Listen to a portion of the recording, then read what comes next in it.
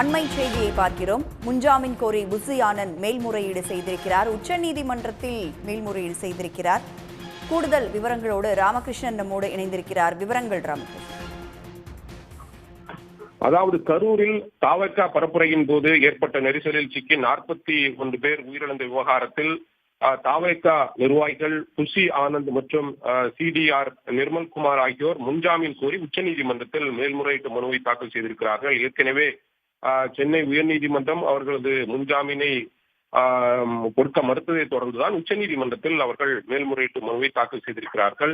தாவேகா தலைவர் விஜய் கடந்த 27ஆம் தேதி கரூரில் நடத்திய பிரச்சாரத்து கூட்டத்தில் ஏற்பட்ட நெரிசலில் போது 41 பேர் மரணமடைந்திருக்கிறார்கள். இந்த விவகாரத்தில் தாவேகா பொதுச் செயலாளர் என் ஆனந்த், இணை பொதுச் செயலாளர் சிடிஆர் நிர்மல்குமார் உள்ளிட்டோர் மீது வழக்கு பதிவு செய்யப்பட்டிருக்கிறது தமிழ்நாடு போலீசாரால்.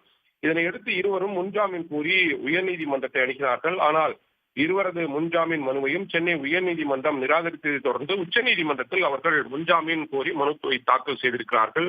இந்த முன்ஜாமீன் மனுவை விரைந்து விசாரணைக்கு எடுக்க வேண்டும் என்று நாளை உச்சநீதிமன்றத்தில் அவர்கள் முறையீடு செய்வதும் திட்டமிட்டிருக்கிறார்கள். ஏனென்றால் கடந்த ஒரு வார காலமாக உச்சநீதிமன்றம் விடுமுறையில் இருக்கிறது.